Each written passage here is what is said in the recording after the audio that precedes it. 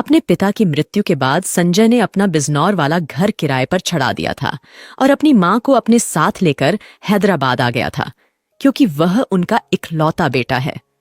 हालांकि वहां पर उसके चाचा का परिवार है जो उसकी मां से बेहद प्यार करते हैं। उमा जी का मन भी अपने पति के घर को छोड़कर जाने के लिए नहीं करता था, लेकिन संजय यह कहकर उन्हें अपने पास ले आया कि मां पिताजी तो चले गए, लेकिन मैं आपको अकेले यहां नहीं छोड़ सकता। आखिर मैं भी अपनी मां के साथ रहना चाहता हूं। अपने बेटे की जिद के सामने उमा जी को झुकना ही पड़ा और वह अपने बेटे के साथ हैदराबाद आ गई। लेकिन उसकी पत्नी रुचि अपनी सास के वहां आने से खुश नहीं थी, जबकि उमा जी की आदत उसके किसी काम में हस्तक्षेप करने की नहीं थी। फिर भी न जाने क्यों उसे उनके साथ एक बंधक सा लगता था, लेकिन अपने पति से भी वह इस बारे में कोई बात नहीं कर सकती थी, क्योंकि वो अपनी मां से भी उतना ही प्यार करता था। ऐसा नहीं था कि वह उनका ध्यान नहीं रखती थी, लेकिन यह जबरदस्ती का रिश्ता सा लग रहा था। उमा जी अपनी बहू के साथ तालमेल बैठाने की भरसक कोशिश करती थी। रुचि कहती तो कुछ नहीं थी, लेकिन खिंची खिंची रहने लगी थी। उमा जी अपने बेटे से इस बारे में इसलिए भी बात नहीं करना चाहती थी कि उनकी वजह से उनके बेटे और बहू में कोई क्लेश ना हो, क्योंकि उन्हें पता था कि उनका बेटा अपनी मां की अवहेलना बर्दाश्त नहीं करेगा। वे अपना सारा समय अपने पोते और पोती के साथ बिताया करती थीं, जो उन्हें बहुत प्यार करते थे। उनके सानिध्य में उन्हें बहुत खुशी मिलती थी।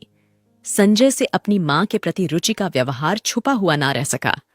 उसने रुचि को समझाने की भी कोशिश की, लेकिन वह नहीं बदली। एक दिन उसकी चाची की तबीयत अचानक खराब हो गई, इसीलिए कुछ दिन के लिए अपने देवर के कहने पर उसकी मां बिजनौर चली गई।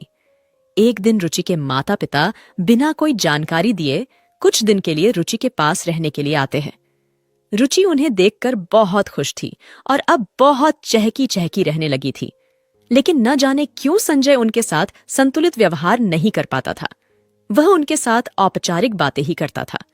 उसके माता पिता को वहां रहना अब असहज लगने लगा था। रुचि ने एक दिन अपने पति से कहा कि मेरे माता पिता कुछ दिन के लिए यहां पर आए हैं, तो उनके साथ इतना अजीब व्यवहार क्यों कर रहे हो? संजय कहता है कि यह सब मैंने तुम्ही से सीखा है, तुम भी तो मेरी मां के साथ ऐसा ही व्यवहार करती हो।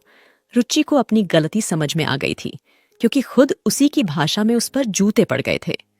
अपने व्यवहार पर अब उसे बहुत शर्मिंदगी महसूस हुई और उसने अपने पति से माफी भी मांगी। अब तक सारा माजरा रुचि के माता पिता को भी समझ में आ गया था। उन्होंने अपनी बेटी से इतना ही कहा कि जब तक खुद पर नहीं बीतती, तब तक हमें दूसरे की दिक्कत भी समझ में नहीं आती। संजय ने अपने सास ससुर से अपने व्यवहार के लिए क्षमा मांगी और उनसे कहा कि इसके अलावा मेरे पास रुचि को समझाने का कोई और रास्ता नहीं था। मेरे लिए रुचि और अपने माता पिता में कभी कोई फर्क नहीं रहा है। उन्हें आज अपने दामाद पर बहुत गर्व हो रहा था। कुछ दिन बाद जब उमाजी वापस आई, रुचि का व्यवहार पूरा बदल चुका था।